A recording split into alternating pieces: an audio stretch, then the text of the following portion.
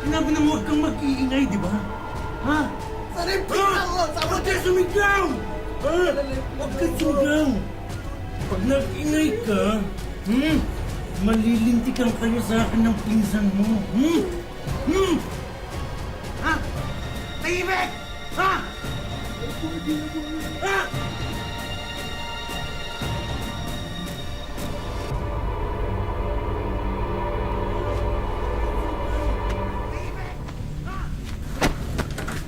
Tatakas ka ba?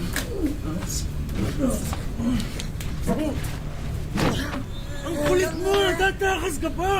Ha? Ha? Dito. Pasensya na, sir. May narinig po kasi kaming mga sigaw. Tatanawin lang po sana namin kung okay lang po ba kayo dyan. Wala namang problema dito sa amin eh. Ayos na ayos lang kami dito. Medyo nagkakasiyahan lang kami dito. Ganun po ba? Oo. Sige po, salamat po. Pasensya na po sa abala. Sige.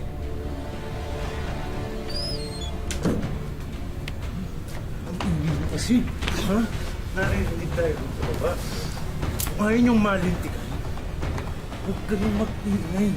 Ha? Ha?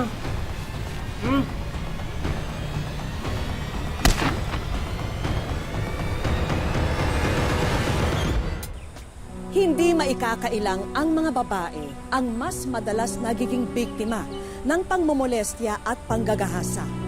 Ngunit ang hindi alam ng marami, may mga lalaking nakararanas din ng ganitong pang-aabuso. At dahil sa hiya at pangungutyang dala nito, karamihan sa mga lalaking biktima ay pinipiling manahimik na lang. Gaya ng binatang tampok sa aming kwento ngayong hapon. Simula nang maghiwalay ang mga magulang ni Joshua, nakituloy na siya sa bahay ng kanyang pinsan na si Gino. Parang gusto kong maligo kasama nila. Joshua. Hi, Joshua.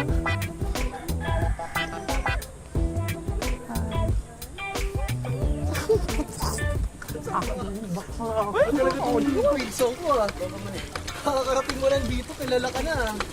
Loko-loko ka talaga. Bilisan mo na dyan, maglilinis pa tayo ng Bilisan bahay. mo na, puno mo na, oh.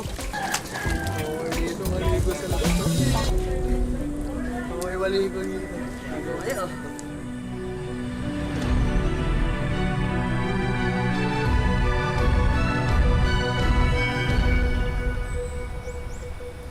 Joshua, ako na dyan.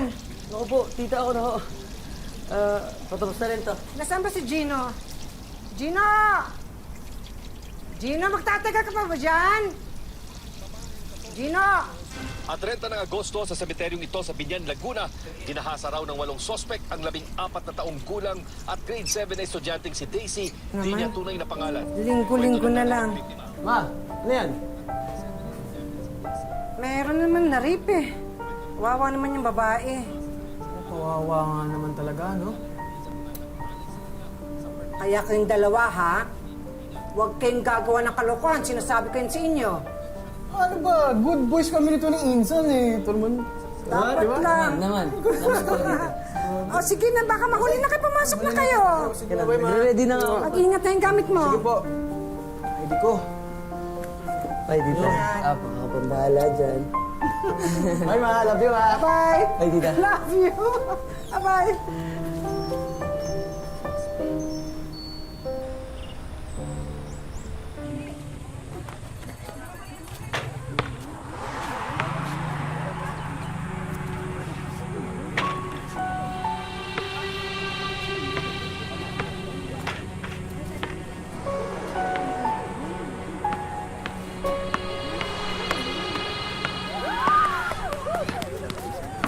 Gege!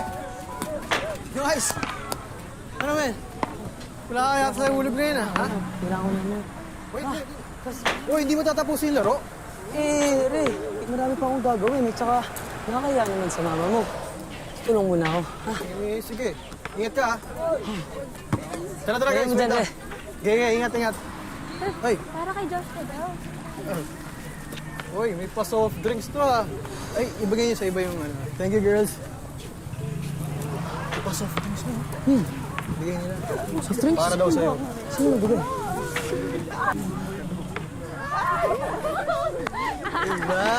Iba tong pinso ko. Lapitin. Sige na. Lapitin. Sige na. Sasabihin ko kay tita na nagbabasketball ka. Huwag mo akong isusumbong. Opo, master. Sigurado.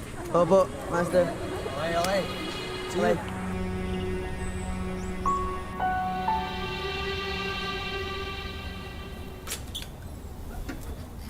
Uy, tama na Ay, yan. tita. Pahinga ka na. Ako, okay lang ta. Oh, nagluto ka na rin? Opo. Nako, Joshua. Baka sabihin ng nanay mo, inaalila kita dito, ha? Ikaw talaga. Nako, hindi naman po yun. Itasain muna ako. Ay, tito. Wala po tayong bigas. Ay, pumunta ka muna sa tindahan at bumili ka ng bigas natin para makapagsain na tayo, ha? Okay po. Si Gino nga pala. Ay, nagbabasketball o. Sunduin mo na rin, ha? Okay ba? Bahala. Batang yun, hindi na maasahan dito sa bahay. Anong ginawa ko din mag-basketball. Tita. Sige, sundin mo, ha? Opo.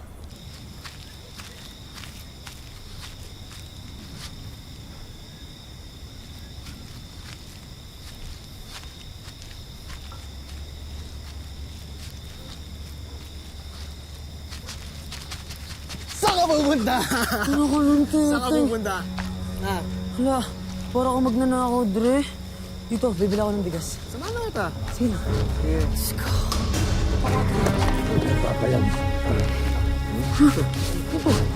Teka. Meron akong pera. Ito po. Ito po. Kailangan yan. Huwag gumalikot. Thank sa akin. Nakikita mo ba? Dahil sa matinding takot, hindi na nagawa pang manlaban nina Joshua at Gino.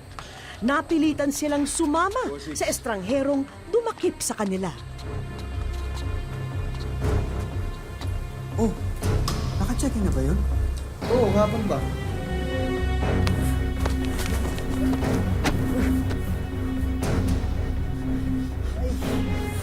Tol, okay ka lang. Bakit mo ba kami dinala dito? Ano ba kailangan mo? Pera? Cellphone? O, bibigay ko sa'yo cellphone ko. Pera to. Ito yung pera ko. Baka wala mo kami dito. Hindi ko kailangan yan. Inumin nyo to. Inom! Inumin, pare. Inom! Dre, huwag ka nang pumalag. Inom! Dre,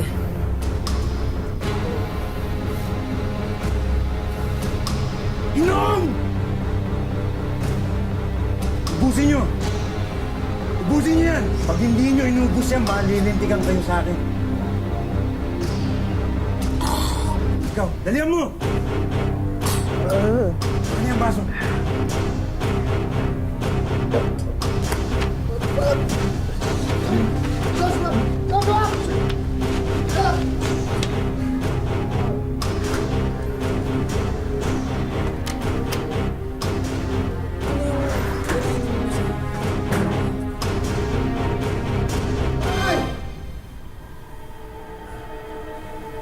Easy ka lang. Huh? Easy ka lang. Ikaw!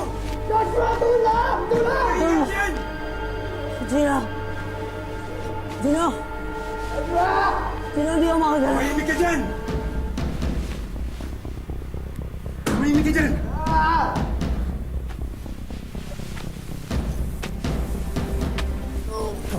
Ang kulit mo! Ang kulit mo! Gusto mo masaktan? Ang kulit mo! Ang kulit mo! Tatakas ka pa!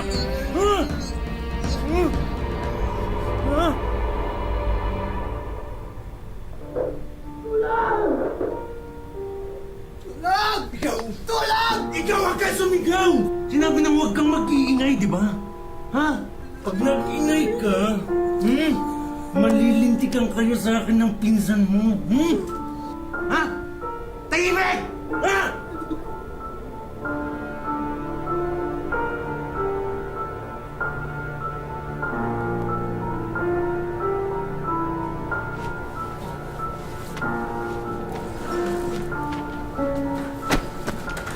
Tatakas ka ba?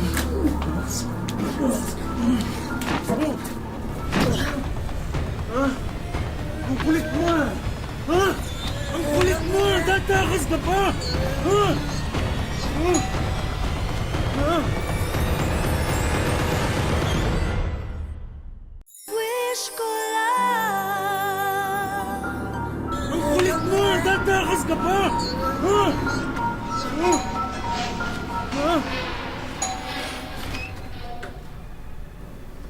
Pasensya na, sir.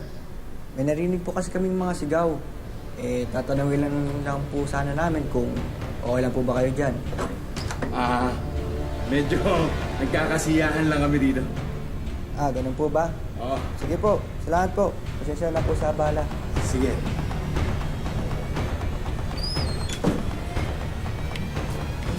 Kasi, ha? Naririnig tayo dito baba.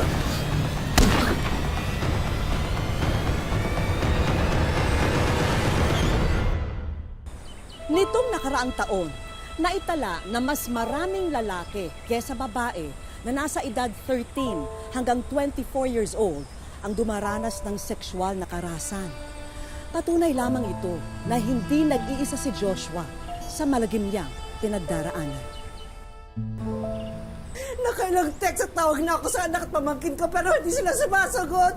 Pumunta na rin ako sa mga kaibigan nila pero wala sila doon. Diyos ko.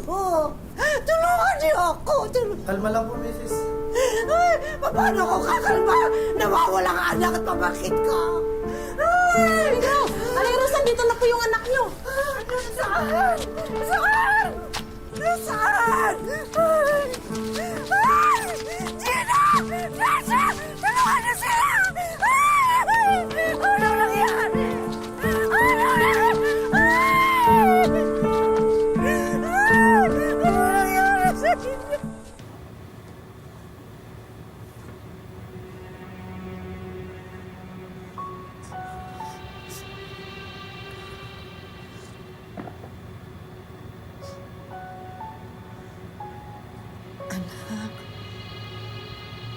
Sabihin niyo kasi sa akin kung anong totoong nangyari.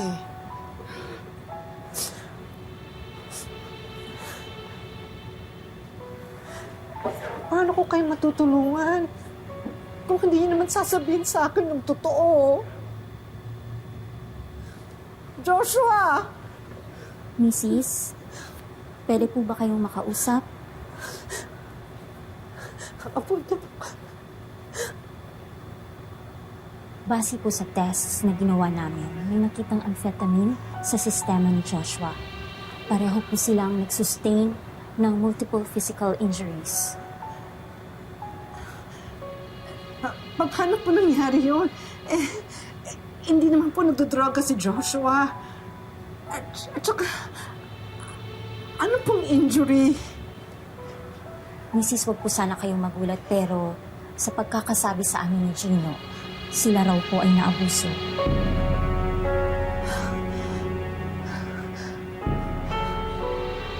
Naabuso? Ano pong naabuso? Tinitingnan po namin ito bilang isang kaso ng rape. Rape? Paano pong rape? Lalaki yung anak ko. Lalaki po si Joshua.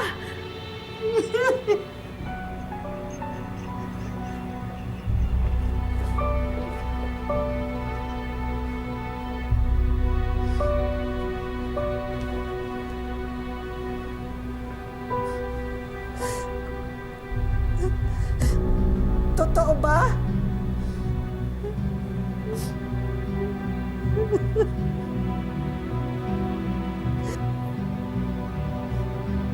Joshua, totoo ba yun?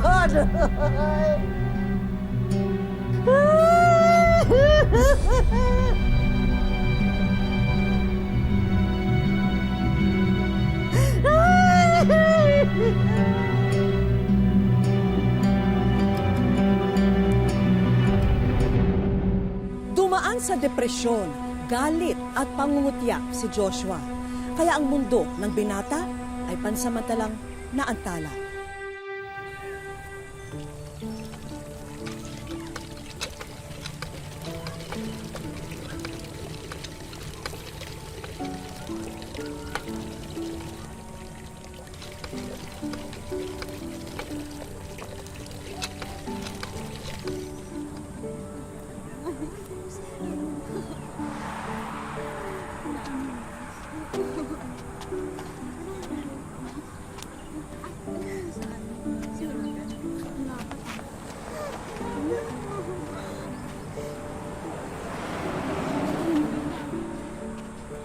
Naging mabigat para kay Joshua ang mga sumunod na araw. Nag-iba na kasi ang tingin ng mga tao sa paligid niya. Maliit daw yan, kaya matagal hindi nakapasok. Talaga? Ay, lalaki yan. May lalaki bang nililip? Uy, malay mo. Posible. Uy!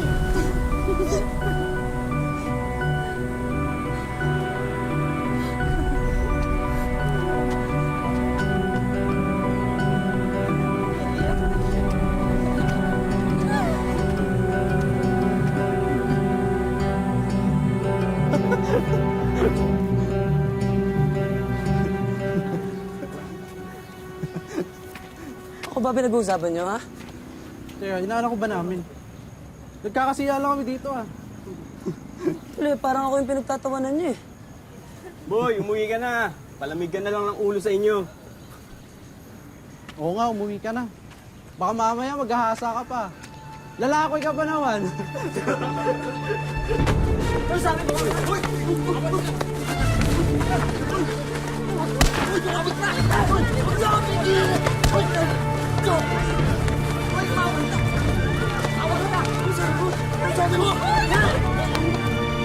Joshua! Joshua! Tama na! Tama na! Tama na! Tama na! Dito na! Dito! Tama na! Tama na! Tama na! Tama na!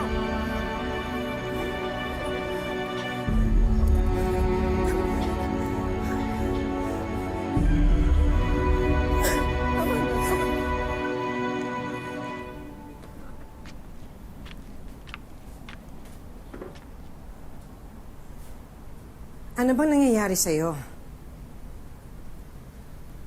Ano bang gusto mong patunayan? Na lalaki ka? Sinisira mo lang yung buhay mo sa pagpatos sa basugulero na yon. Hindi pa po ba sira? Hindi pa po sira, tita.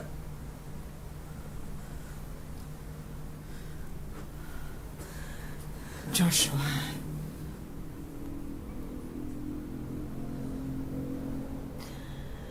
Tita, tuwing lumalabas ako dyan sa pintuan na mismo na yan. Pakiramdam ko lahat ng tao, iba na yung tingin sa akin. Parang gusto ko nalang magtago eh. Parang gusto ko nalang pumamatay. Joshua. Joshua, mag-usap nga tayo. Sabihin mo nga sa akin kung anong nararamdaman mo. Kung ano yung nasa isip mo.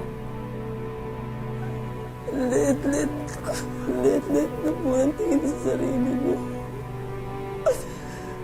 Parang hindi ako tunay na lalaki, tita.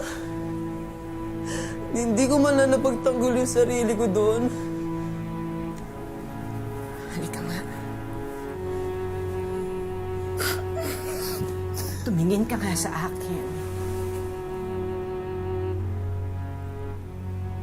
Anak. Tita. Alam kong mahirap gawin. Pero wag mong hayaan na diktahan ng isang pangyayari kung ano ka at kung sino ka. Dahil hindi naman habang buhay na biktima ka. Magpakatatag ka lang. Magpakatatag ka.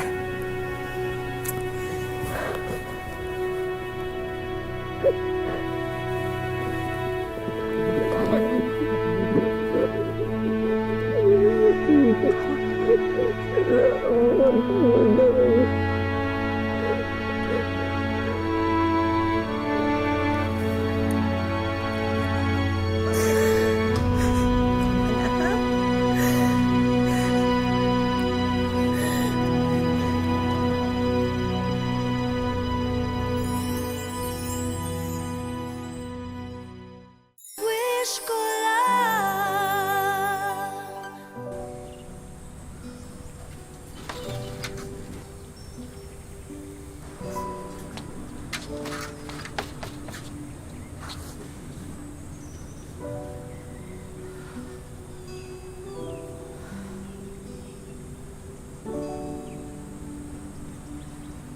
Minsan, nakakwento ni Mama yung nangyari sa'yo kanina.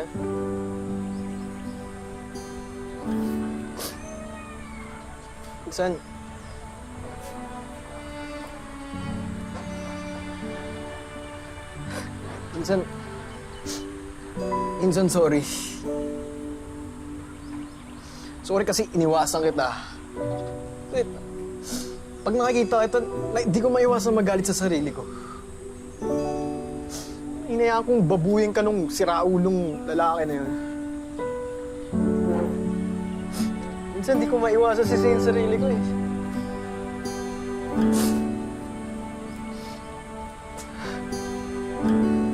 Sana mapatawad mo ako.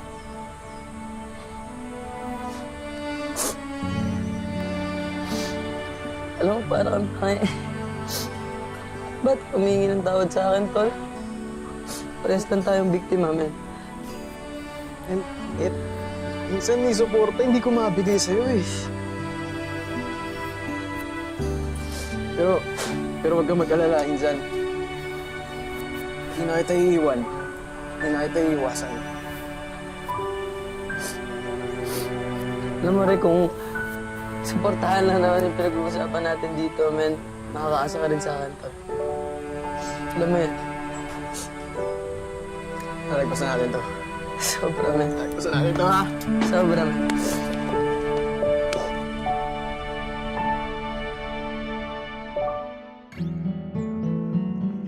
Mula Tuguegarao, nasa isang bayan na sa Batangas, naninirahan si Joshua.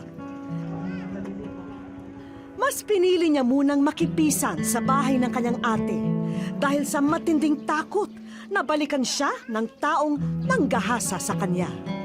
Decente naman po siyang tignan, tapos yun lang po yung titig niya lang po sa akin. Hindi po mawawala yung titig niya sa akin hanggang hindi po ako makaalis. Masakit po noon kasi panay bugbog niya sa akin kung hindi ko po sinusunod yung mga gusto niya. Sinusuntok niya po ko, sinasabunutan, sinasampal, sinisikmuraan, ganun. Tapos yun po yung kutsilyo niya po, tinututok niya po sa may leeg ko. Parang demonyo po talaga siya kasi yung mukha niya eh. Parang wala po kasi siya sa sarili niya, kasi yung expression po ng mukha niya. Akala ko po noon ay mamamatay na nga siya kasi ganun nga po ang nangyari sa kanya. Tapos yung time po na yun, parang gustong-gusto ko na pong umuwi at parang gusto ko pong magiganti sa gumawa sa kanya. Kaya naman ang dating masipag at masayahing binatilyo, animoy tinakasan na ng sigla matapos ang insidente. Bukod sa pinili na niyang magkulong na lamang sa bahay, nagdulot pa ito ng matinding paranoia kay Joshua. Simula po nung ganun po yung nangyari, wala na po, parang marami na po akong nasisira sa bahay namin kasi natatakot po ako ganun. Tapos hindi na rin po ako yung tulad ng dati na lumalabas kahit sa harapan lang ng bahay namin, hindi na po. Kasi natatakot po ako na baka nasa labas lang siya tapos papatay niya po ako. Sa ngayon, naging therapy ni Joshua ang pagluluto. Malaki raw ang naitutulong ng pagiging abala niya sa kusina para maging kalmado siya. Dito rin namin nadiskubre ang isang lifelong dream ng binatilyo. Yun po yung maging chef, magluto po. Bata pa lang po ako, mahilig na akong magluto, mag-eksperimento ng kung ano-anong ulam. Ganun pa man, tanggap naman ni Joshua na hindi magiging madali na abutin ang kanyang pangarap. Alam ko po na ang pagiging chef ay pinag-aaralan din po, pero sa ngayon wala po akong kakayanan na makapag-aral. Dahil din po sa hirap ng buhay. Ang bawat araw na lumilipas sa buhay ni Joshua ay proseso raw ng paghilo ng isang malaking sugat sa kanyang pagkatao.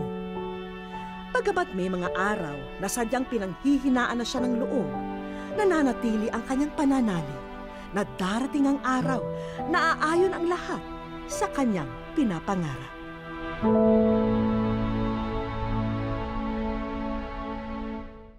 Sa aming pagbabalik, at alam mo ba kung bakit special ang putahing ito? Dahil ngayong hapon, Joshua, matitikman nyo na ang sweet and sour lapu-lapu ala...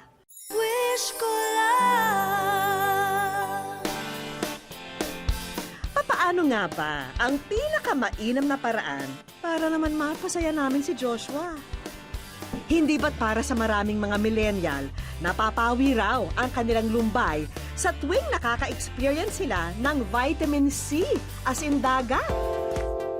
Kaya saan pa ba ang pinaka-nababagay na iset up ang aming inihandang sorpresa kundi sa sikat na summer destination sa bayan ng mga Alae, Laia, San Juan, Batangas. Isang professional chef ang aming naimbitahan para naman makapagbigay inspirasyon at makapag-demo na rin kay Joshua kung paano lutuin ang isa sa mga paboritong ulam ng mga Pinoy, ang sweet and sour lapu-lapu with a twist. Balita ko, gusto mo rin maging chef balang araw. Pakinggan mong mabuti ang gagawin ko, ha? Sa pag-prepare ng sweet and sour lapu-lapu, kakailanganin natin ang mga sumusunod. Makinig kang maigi, Joshua, ha? Dahil sinisigurado kong extra special ang putahing inihahanda ni Chef. Hindi rin basta-basta rin po pala ang maging chef kasi maproseso rin sa mga kasangkapan. Konting prito, konting gisa, at konting palapot ng sauce, okay na. At alam mo ba kung bakit special ang putahing ito? Dahil ngayong hapon, Joshua, matitikman nyo na ang sweet and sour lapu-lapu ala... Wish ko lang. Isa lang ang dahilan ni Joshua kung bakit nananatili siyang pursigido na maabot ang kanyang mga pangarap. Gusto ko rin po kasing makatulong din sa kapatid ko, sa pamilya ko po. Ganun para rin po may ahon ko rin po sila sa kahirapan. Kaya naman, kung si Joshua raw ang tatanungin, ang sweet and sour na raw ng wish ko lang ang pinakamalinamnam na ulam na kanyang matitikman. Sobrang saya ko po kasi may karamay na rin po ako sa buhay kasi dati po talagang mag-isa lang po ako, ngayon po kasama ko na po siya. Libreng pag-aaral. Tanggapin mo, Joshua, ang patunay na makakatanggap ka ng 4-year scholarship sa kursong Culinary Arts at wala kang poproblemahin sa kahit na anong bayarin. Para po sa mga kaibigan natin sa STI, mag-aaral ako ng mabuti para makamit ko lahat ng pangarap ko sa buhay. Kung na-enjoy mo ang ating main course, siguradong magugustuhan mo rin ang panghimagas na inihanda namin. Kumbaga sa special halo-halo, kompleto na sa leche flan, ube at ice cream ang susunod na sorpresa. Dahil isang kitchen showcase ang handog namin para mas lalo kang mahasa sa pagluluto. Pati ang laptop kung saan mo mailalagay ang mga recipe na mapag-aaralan mo, sagot na rin namin. Sobrang saya po. Sobrang saya po kasi dahil malaking tulong na rin po to para sa amin, para makakapagsimula na rin po kami nila ate. Masayang-masaya din. Nakikita ko na po na masaya din siya. Para sa akin, masaya na rin po ako. Sana matupad niya lahat ng pangarap niya. Kasama na sa ating kapalaran na minsan ay maging mapait ang buhay. Pero huwag din nating kakalimutan na nasa ating mga kamay rin ang tamang timpla upang maging mas masarap ang ating buhay kasama ang mga taong pinakamamahal natin. Ngayon po handa na po akong kalimutan lahat ng mga bangungot na nangyari sa akin at handa na akong harapin ang pangarap. Walang pinipiling kasarian ang pagiging biktima ng pang-aabuso at karahasan. Layunin po namin na bigyan sila ng boses at suporta nang muli nilang maharap ang kanilang buhay na may pangarap at pag-asa. Magandang hapon po mga kapuso. Ako po si Vicky Morales at ito po ang Wish Ko Lang.